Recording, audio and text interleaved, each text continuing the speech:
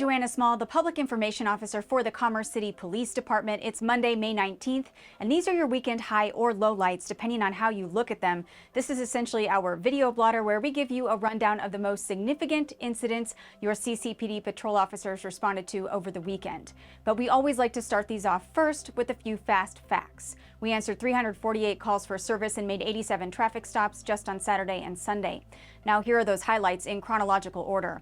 This first incident you likely saw posted on our social media platforms. On Thursday, officers responded to the Walmart parking lot for a hit-and-run collision in which a pedestrian had sustained severe injuries. Although the car fled the scene with help from Walmart, as well as our license plate detection camera technology, we were able to locate the suspect vehicle and the suspect within just hours of the incident. He's facing a number of charges to include leaving the scene of an accident involving serious bodily injury, driving with a revoked license as a habitual traffic offender, driving without insurance, and reckless driving. He was jailed and his vehicle impounded.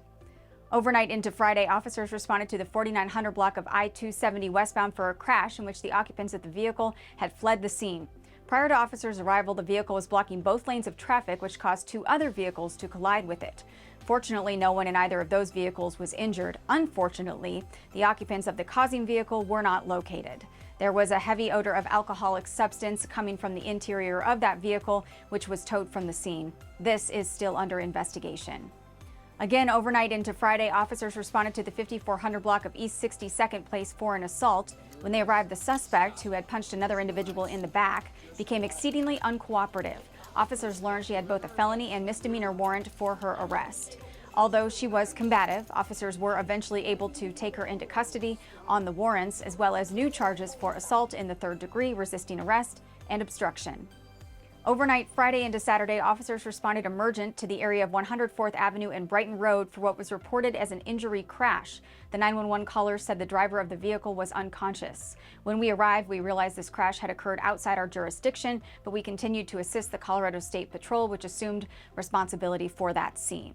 We found the driver to be DUI and also found a loaded handgun under the driver's seat.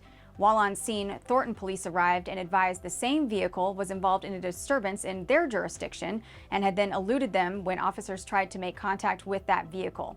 The driver is facing a number of charges such as DUI and prohibited use of a weapon because he was DUI, but the charging agency is CSP. Our same shift of officers responded to another DUI at East 96th and Telluride Street, in which a driver was asleep behind the wheel in the middle of the intersection with that vehicle still running. There was also a passenger asleep in the front seat. Officers blocked traffic before rousing the driver in case he tried to flee from the scene, and he did exactly that, crashing into an unoccupied vehicle just north of the intersection. Neither the driver nor the passenger were injured in that collision. The driver is facing charges for driving under the influence, impeding traffic, and careless driving. His vehicle was impounded. Also overnight Friday, officers and detectives worked a missing and endangered child case you probably saw posted on our various social media platforms. A 10-year-old boy had failed to come home after school. Our exhaustive search efforts finally proved fruitful when he was located safe the next morning. It was the best outcome imaginable, and we are grateful he was found unharmed.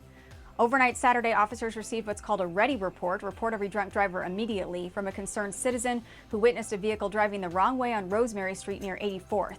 The suspect's vehicle was last spotted entering a parking lot at that intersection.